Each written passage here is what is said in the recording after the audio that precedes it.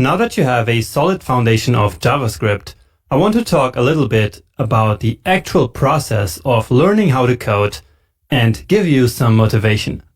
I think this is an important aspect of a course like this, but everyone else simply seems to overlook this topic for some reason.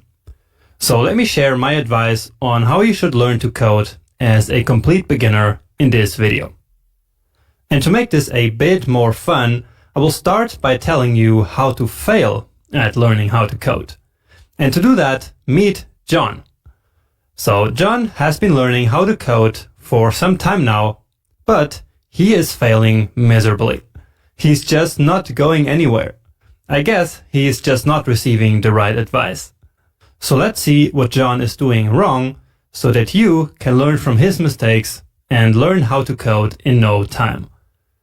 So the first mistake that John made was that he didn't have a clear goal at the beginning of his learning journey.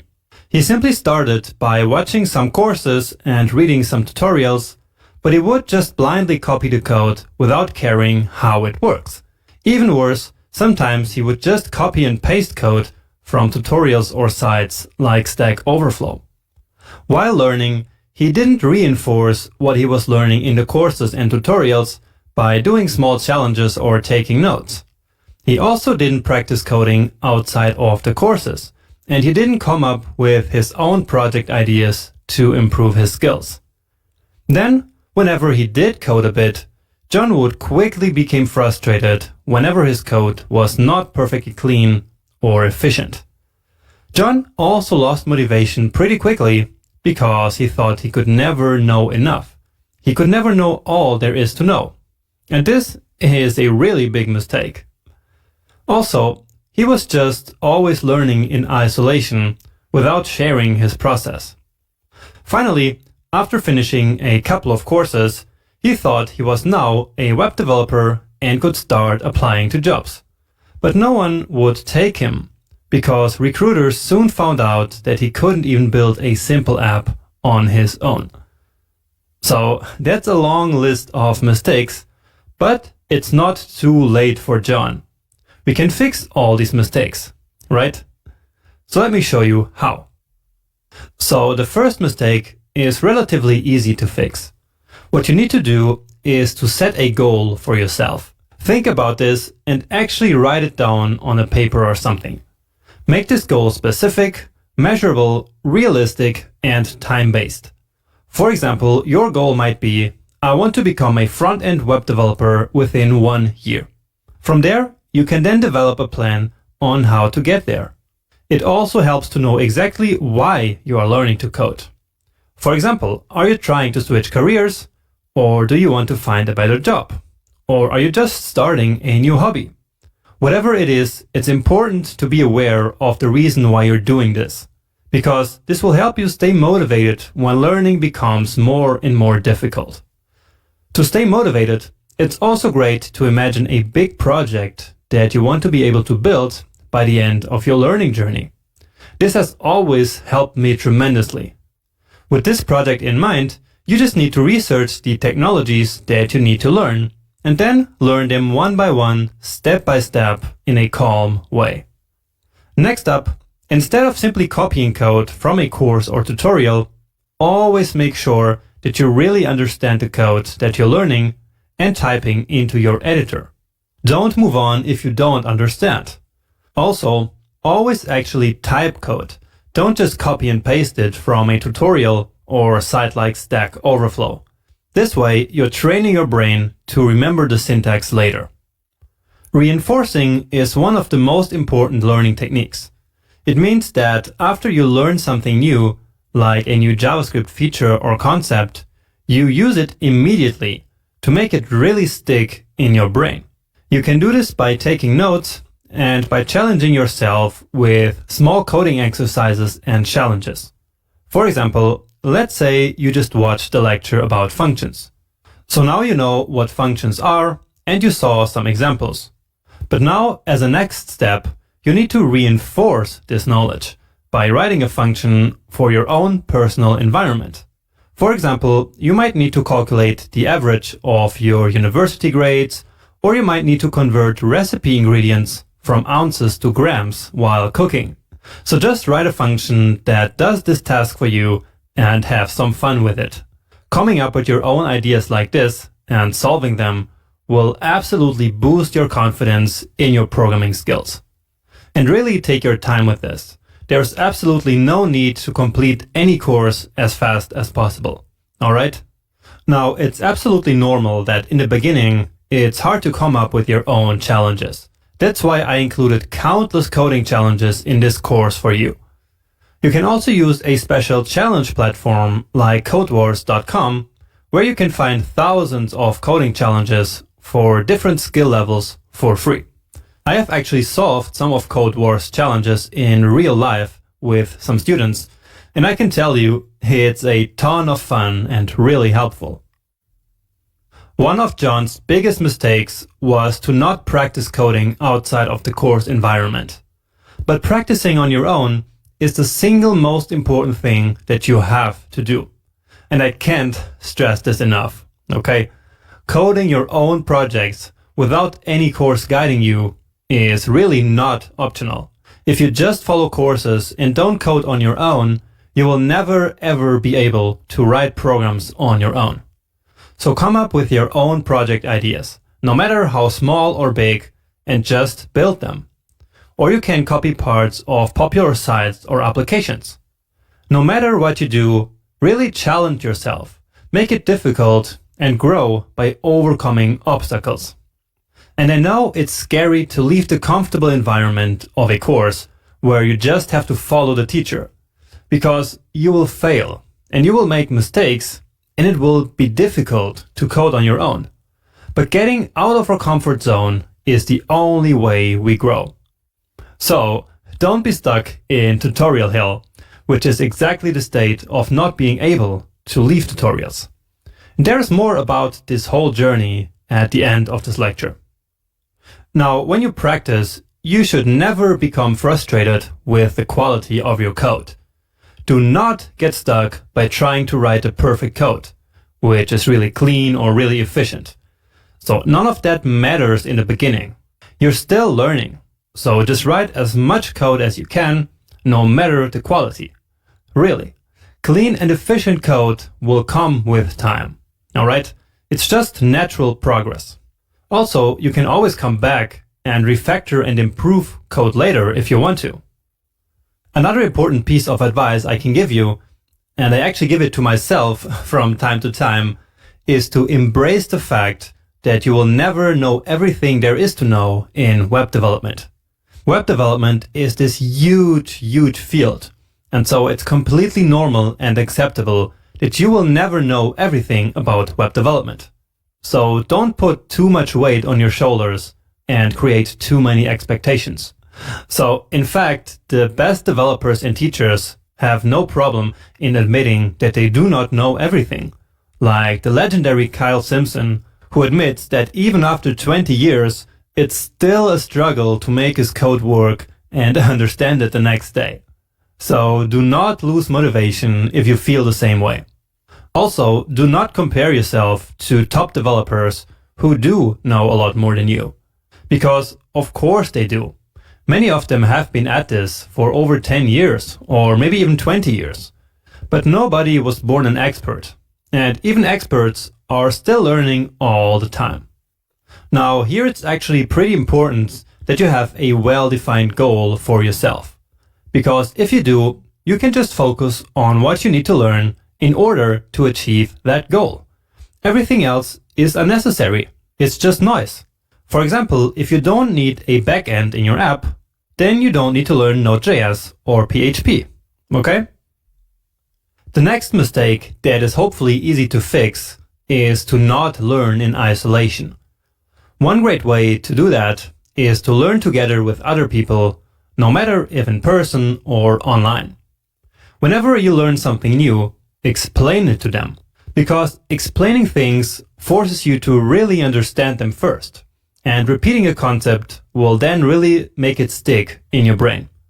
That's why many people say that the best way of learning is to teach, and I actually share that opinion too. Another great technique that many people like is to share your goals publicly, for example on a social network, to make yourself accountable. You can also share your progress on social media to motivate yourself and others. For example, on Twitter, there are some popular hashtags that people use, like hashtag 100 days of code, hashtag code newbie, and hashtag webdev. If you use these, you will get feedback and a boost of motivation from other people that are on the same journey of learning to code.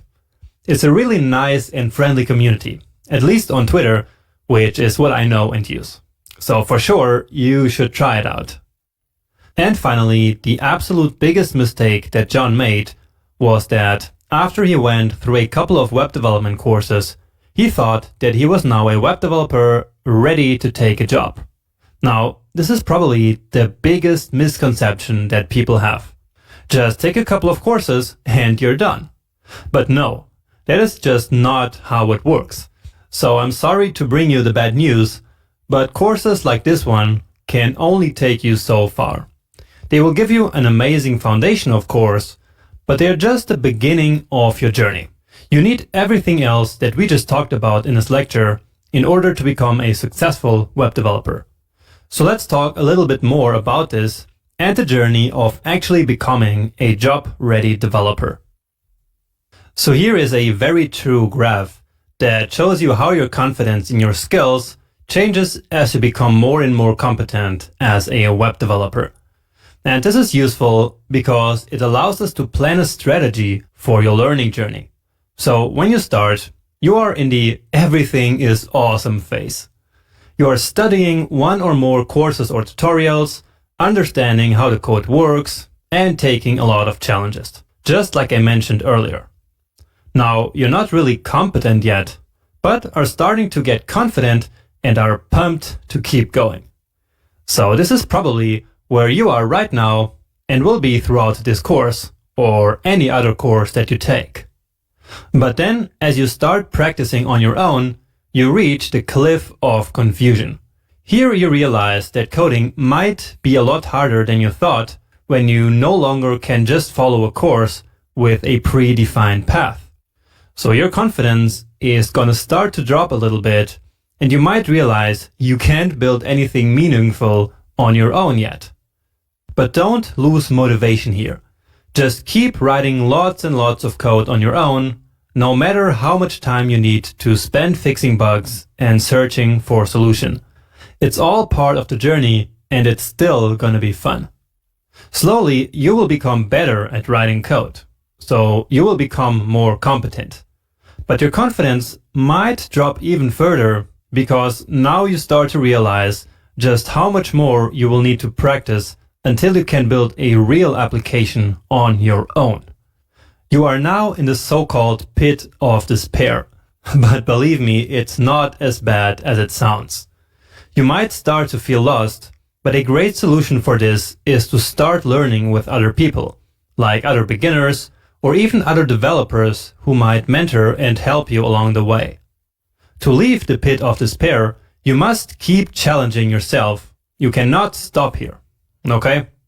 So keep building bigger and bigger projects, run into lots of problems, and keep fixing them. You really need to have this mindset of fixing problems in order to become a web developer. It's what we do all day long, basically. At this point, it's also important to keep in mind that learning how to code is a really hard thing to do. So don't beat yourself up for finding it too difficult and for being stuck all the time. It is difficult indeed, but it's gonna be worth it. And trust me, we've all been in that place. And everyone who successfully works in the industry today just started out the same as you right now. So really, congratulations for even starting this path. It's already a great achievement in itself. Now you just need to continue building stuff. If you want to know about me personally, I learned to code by starting projects that were actually way too difficult for me at the time, but that made them real challenges that made me grow tremendously. For example, I tried and failed to build a football simulation game with Visual Basic. Then I built a content management system in PHP with really bad quality code. But it worked, and I actually sold it to a client and made good money. I also accepted some client projects for websites that I didn't know how to deliver. But I figured it all out in the end, and it made me grow so much. And I'm sure that the same is gonna happen to you too. Anyway, back to the journey here. At a certain point, you will start to see the light. So at this point, you're getting quite good at writing code, and your confidence will finally start to grow again. You are now in the back to awesome phase. Now you can either start learning new technologies, or you can start rounding up your skill set with best coding practices and tools that you will need for jobs, for example, like version control, testing, task runners, etc. If your goal is to find a new job, you're probably starting to be ready to apply for jobs. You need many things for that, like a really good portfolio, but that is a topic for another day. Just be aware that even when you're working, you will never stop learning. So you are never really done learning how to code. Web development changes really fast, and so you will need to be constantly adapting to new technologies. All right, and that is basically the typical journey from start to job ready. Now, please don't be scared by what I just showed you.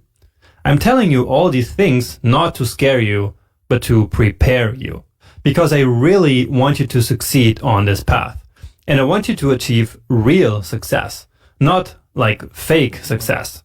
There are just too many people out there who will tell you that coding is easy and that you will magically become a web developer in 2 months if only you take their course. But this is simply not true.